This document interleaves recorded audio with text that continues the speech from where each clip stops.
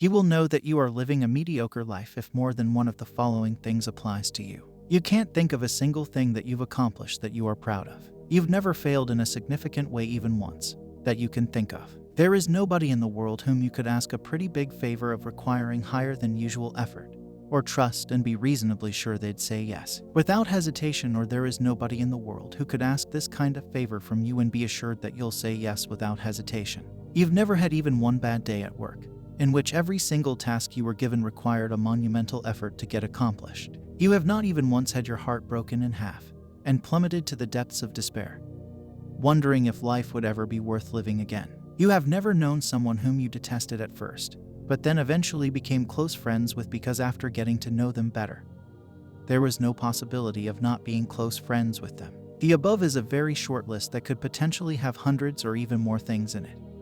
I just mentioned a handful only. You might have noted that a few of the things I mentioned are things that aren't what you might think of as beautiful experiences, to say the least. It's like this: anyone can win or be lucky. It requires absolutely no real effort to endure and then rise above a win, or a streak of luck, or anything like that. You cannot become more than you were before, either to yourself or anyone else, without failing, losing, or enduring a bad experience and eventually rising above it and still being able to meet your own gaze in a mirror when it's all said and done. And unless you successfully navigate and climb back from failure, then, my friend, you've never been challenged. And this is the way that I would describe a mediocre existence, one in which you've never had to grow and become more than you were before. Greatness costs a lot. Winning a lottery is easier because there is no effort involved. There is a lot of wishful thinking, but there is no effort. On the other hand, setting up a company to earn the same as the lottery takes a lot of time and effort. Sleepless nights, rejected by friends, a decision to act and enjoy dinner with friends or a drink in a pub. I've seen startup owners not being able to pay for coffee when meeting with friends. No money left to be said as theirs because they invested everything into their business. I've also seen people happy with their lives, going on dates, parties, and dinner. By no means am I trying to degrade the experience, but mentioning that those choices are something most people could not make.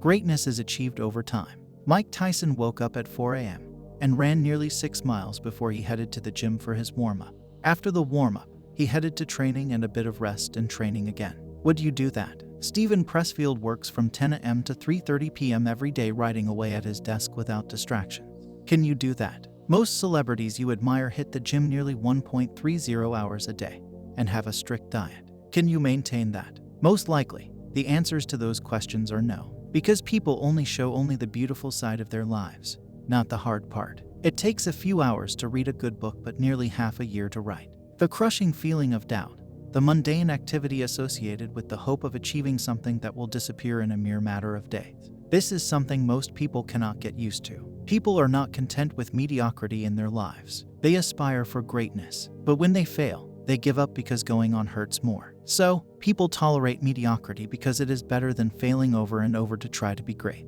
Is it okay to want to live a mediocre and average life? As long as you are willing to celebrate those who want to excel and do all kinds of great stuff. The group of people who sent men to the surface of the moon were an outstanding group of human beings and obviously were well above average. But it also took millions of average citizens saying good for you, go get him, for it to become a reality. So if you can be an average person who celebrates the achievements of others, then that in its own right is a type of excellence. What's not okay is being jealous of other people's achievements. I've seen many people who live mediocre and average lives who are constantly tearing down and acting jealous of people who are extra successful. It's unbecoming and destructive behavior. They do this because they wish they weren't mediocre or average. They feel deep down that being average is wrong, somehow. But there is absolutely nothing wrong with being mediocre or average, as long as you admit that you are okay with it. In fact, being okay with the average can lead to more happiness than actually achieving excellence and an above-average life. If you are content with being average,